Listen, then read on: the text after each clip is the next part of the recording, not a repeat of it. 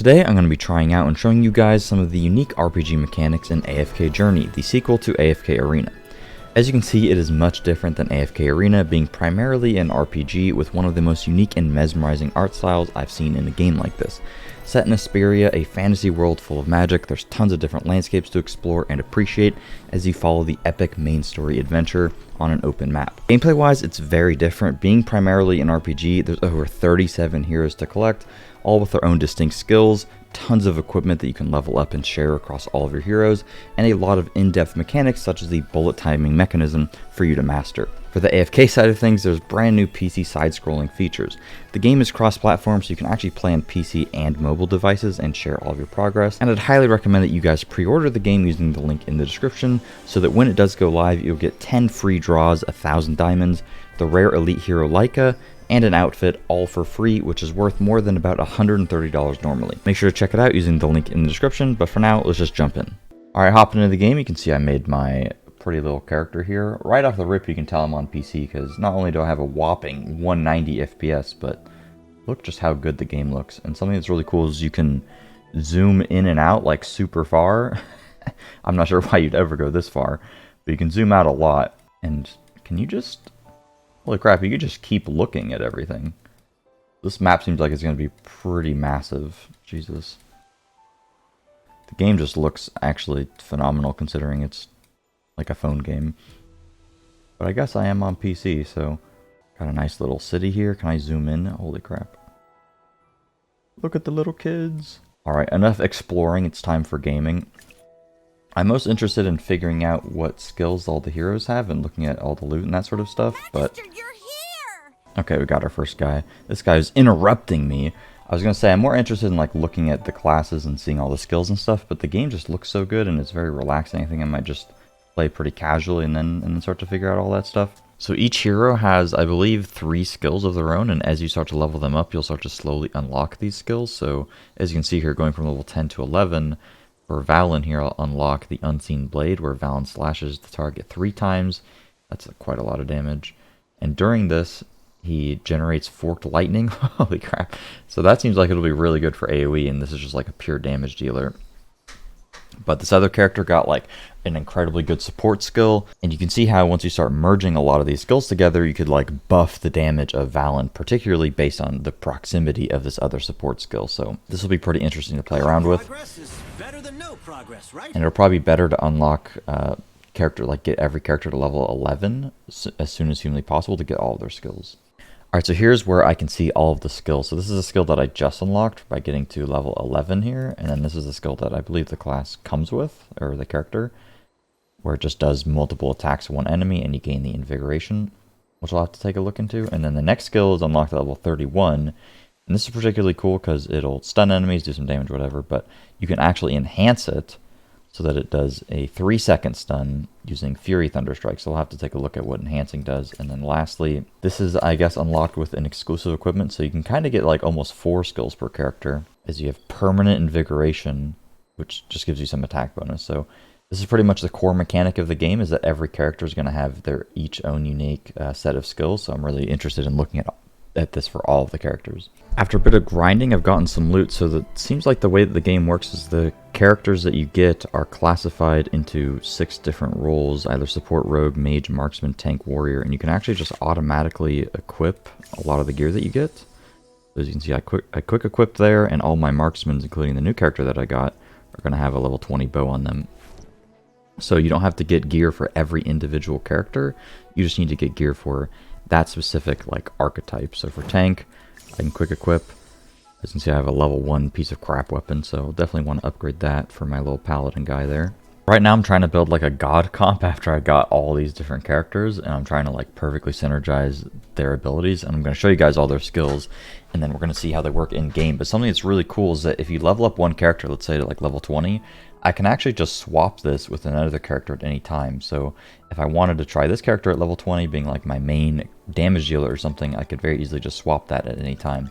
So it makes it easy to try out new characters, which is something that I really appreciate when trying to like craft the perfect team, you know? Alright, so I've been playing a ton and I've been testing like all of these different heroes here, and I've landed on a comp that I'm pretty satisfied with. There's a lot of synergies here, but before I get into that, I just want to go over how the combat kind of works. So as you can see, all the characters are on the grid here, and you can just move them around wherever you want, which is particularly helpful because if I click this button here, I can see where the enemies are aiming. So for example, if I wanted all the enemies to just hit my tank character, I can move all the characters out of the front, and then as you can see, the tank character gets focused here. And I can also check what the enemy's abilities are. So sometimes the enemies have an ability that like is going to reduce this one right here. This one reduces the amount of physical defense that the character has, and it gains a buff when the marked enemy is defeated. So it's probably going to mark this character. So I don't want it to reduce the physical defense of like a damage dealer. I want it to be hitting a tank. So it's best for my tank to be on this side, and then this character is like a half tank.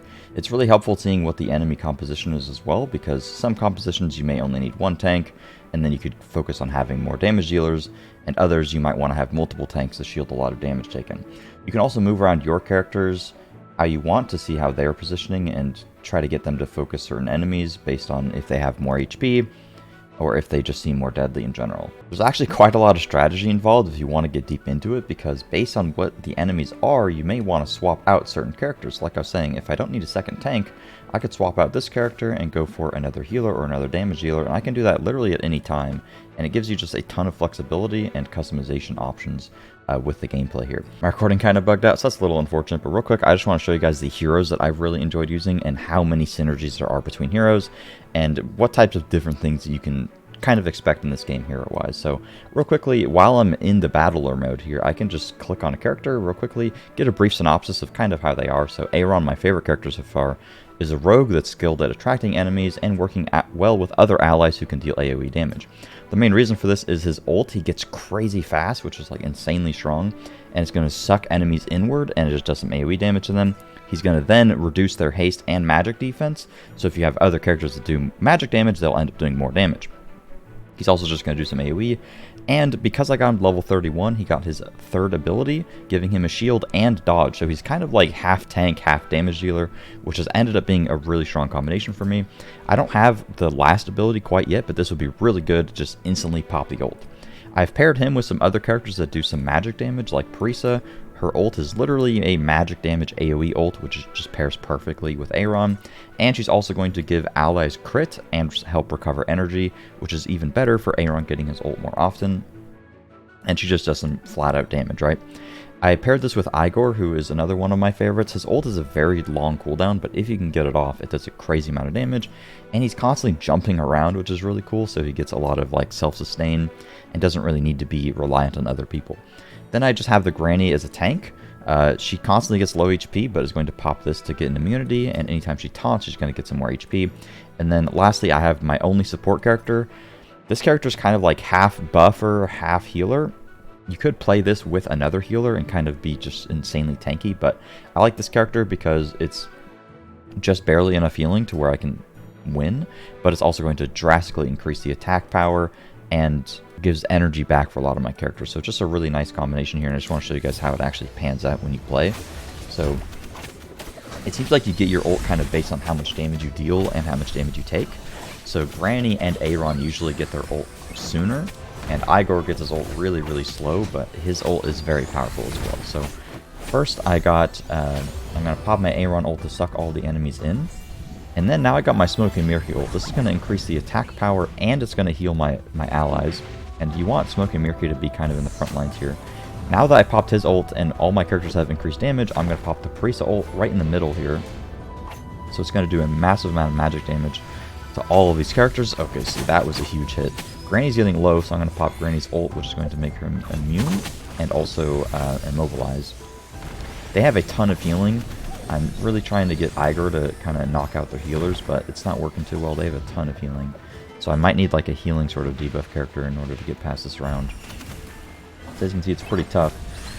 But depending upon what enemies you're fighting and stuff, you might want to change out your characters. So I don't think my comp is particularly perfect for this one, but I just wanted to kind of showcase the suck-in effect of Aaron paired with like a massive AoE attack like Parisa here. I really want to take out these healers back there and hope that Granny can just survive this guy that she's getting hit by. I'm about to get my Igor ult paired with a Smoky and Mirky ult, so that would be really strong. Okay, I got a little lagging icon there, but that's okay. Pop the Smoky and Mirky ult.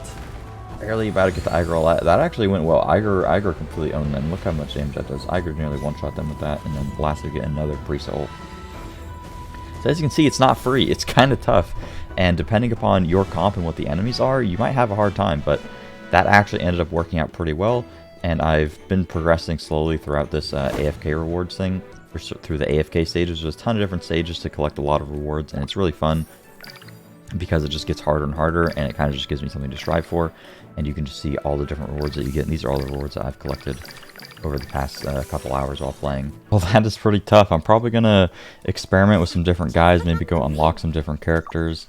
The combat's been pretty fun, though. It's really fun to just swap around different characters and try new things, and the fact that it actually matters and you can like lose is pretty cool. As you can see, though, there's a ton more game for me to play. There's a lot to discover. I've kind of just been messing around with the combat, but there's a lot of stuff you can do. There's actually even just straight up boss fights you can do, which seems really cool. I'll kind of show you guys that here so you can go to battle modes. There's a whole bunch of different boss fights and stuff. As you can see, this guy's just a straight up boss. So you can set up your characters for doing like single target damage and then get some special rewards this way. That's really cool. But there's a whole story mode that I need to do. There's a ton of different rewards that I can get by just doing the story and unlocking all this stuff, getting some, treasure chests throughout the map. There's a whole bunch of different games that I have left to play, but I just want to mess around with the combat. Overall, ton of fun. Can't wait to unlock some more gear, try to level up my characters, experiment with a whole bunch of these other characters here. But there's a ton of other characters. There's 37 total, so there's a ton more that I want to try out, and then I'm really excited to go unlock, and I just have a lot to grind. So hopefully you guys enjoyed and saw that the game actually has some pretty cool combat mechanics and a lot of potential there for swapping around different stuff, trying out different synergies. I highly urge you guys to download the game using the link in the description. Thanks for watching, and I'll see you guys later. Peace.